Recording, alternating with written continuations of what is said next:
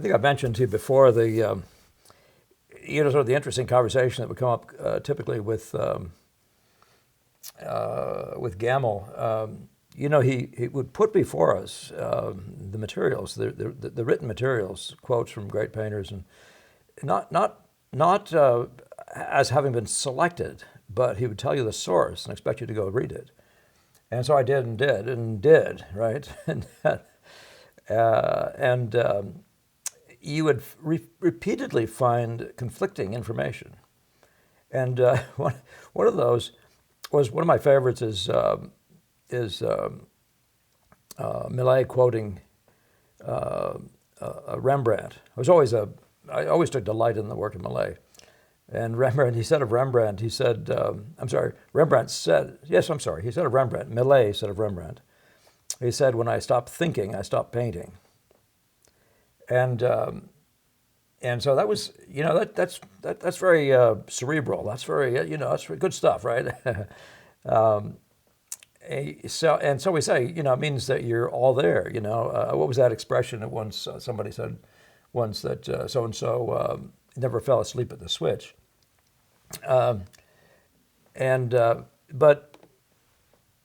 But when I stop thinking, I stop painting. Does that mean that every minute you're thinking? You're thinking, you're trying to figure out painting? Well, if you're an impressionist, you're not actually. You are thinking as much as anybody else, but you're not thinking things like anatomy, right? So what are you thinking, right? And that's where you get this conflicting quote, and that is, you have to be out of your mind to be a painter.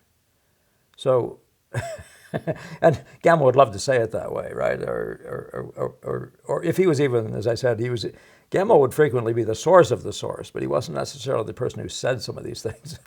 And I find myself looking back and thinking, how did I say that was Tarbell when it was Paxton who said that? How can I say that was Paxton when it was actually de Camp?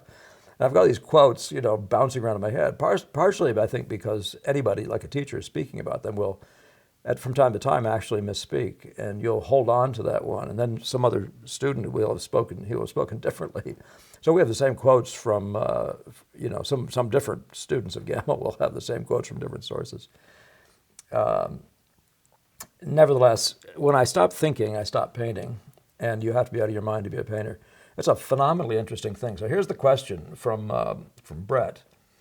And nice to have you aboard, Brett, with these conversations. Very nice, good, thoughtful stuff you're projecting here. Brett says, you have to be in your eyes. Wonderful way to put it. Actually, for me, this means turning off the part of the brain that thinks. It's a disagreeable experience. Now, I really love the way you're putting that, because in a sense, I found the most disagreeable part of being a painter was having to learn to think, right?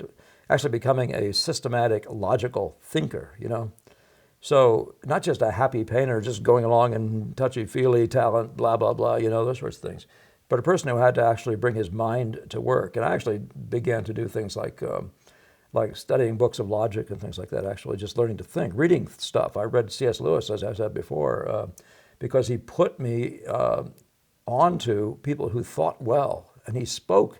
For example, he would say things, as I've mentioned before, he will say things like, so let's define terms, right? And that's a huge thing. When you're talking about painting, you got to know what you mean by values. You got to know what you mean by color, and that color is logically broken up into three parts. It includes values. You know what I mean? You have to understand the idea of the most basic elements, much like in chemistry, and the difference between an element and a compound. Something made out of more than one. So I love this point, though, that it's a disagreeable experience. Well, so I noticed when I was a student that I had to begin to think with what I had in my eyes and not what I had in my head. And I would notice that I would make better progress when my thoughts were all about the way this relates to that and this to this and that, and using conscious, logical thought, analysis even, to understand what I was looking at, right? And to understand relationships, for example. So, and I would find there was a significant difference between that and what I'd been doing before. I'd find myself all of a sudden realize I wasn't even looking at the painting. I was in my head. So I used the expression, I was behind my eyes. I was in my ears. I was behind my ears. But being in your head is not where you want to be. Everything you think. You want to be a thinker, but not about stuff in your head. You're thinking about the stuff before you. If you're anything like our kind of a painter.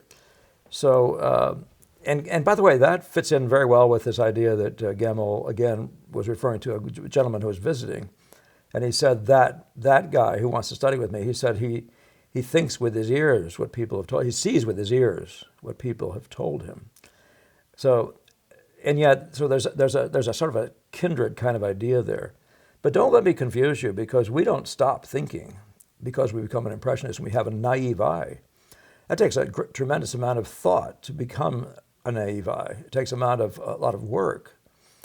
And it takes a lot of work to figure out what then it would be you are doing if you're not simply trying to apply anatomy lessons to your work, right? So that's all. So I think we're all on the same page, Brett. I have a suspicion that we are, that there's a great deal of pain in learning to think, by the way. I say it's a muscle you may never have used. I mean, you may not realize how little you've used it, especially as it pertains to painting. Especially in a world that is ours, is the area of beauty. It's like touchy, feely, beauty, pretty, nice. It's like all this emotive, intuitive stuff. And yet, the intuition has this need to be organized, for example. And everything we do has to be methodical. That's all thought process. And everything you do, your whole design and studying is to find best methods.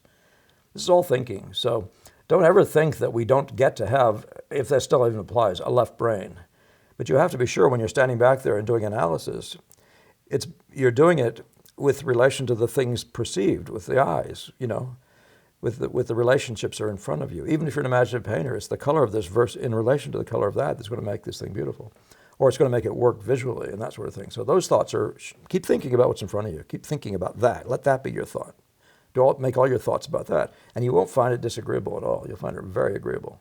And you'll find actually the part that's disagreeable is sitting there trying to figure out structure, figure out anatomy, figure out, who knows what, that's not even visible, I did have a student who would say that to me from time to time. She said, I'm trying to get the structure. And, that's a very nice thing to think you're trying to get the structure, my basic point is, show me the structure. Do you see the structure on there? Do you see it? Then draw that and you'll have the structure, right? Okay, well, that's enough for today. And we're going to have a short one and look forward to seeing you next time. Thank you, Brett. Welcome aboard. Nice to hear from you. All right, take care. Do subscribe, comment, share, and all the rest. Thanks very much.